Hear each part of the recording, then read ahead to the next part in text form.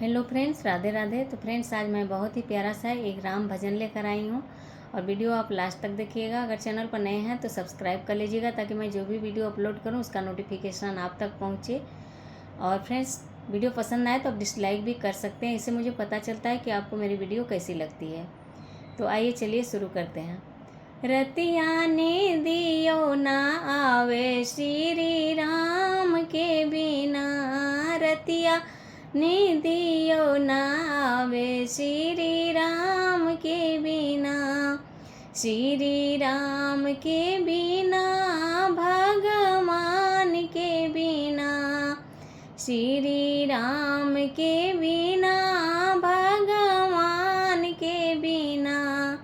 रतिया ने दियो ना आवे श्री राम के बिना।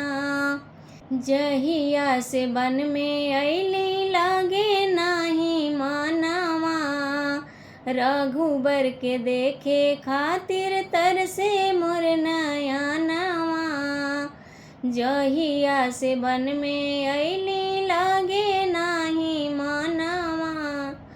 रघुबर के देखे खातिर तरसे मोर नयनवा, नयना नीर बरसावे श्री राम के बिना, नैना नीर बरसावे भगवान के बिना, रतिया नी दियो ना आवे श्री राम के बिना, रतिया नी दियो ना आवे भगवान के बिना। सावन भदौआ के बरसे जब बदरिया, मनवा में सोची कहिया आई है मोर सवारिया, सावन भदौआ के बरसे जब बदरिया, मनवा में सोची कहिया आई है मोर सवारिया, बदरा आग बरसावे श्री राम के बिना, बदरा आग बरसावे श्री राम के बिना, रतिया ने दियो ना आवे भगवान के बिना, रतिया ने दियो ना आवे श्री राम के बिना, हमरा कुछहु ना भावे श्री राम के बिना, हमरा चैन न आवे श्री राम के बिना, हमरा चैन न आवे भगवान के बिना, रतिया ने दियो ना आवे श्री राम के बिना,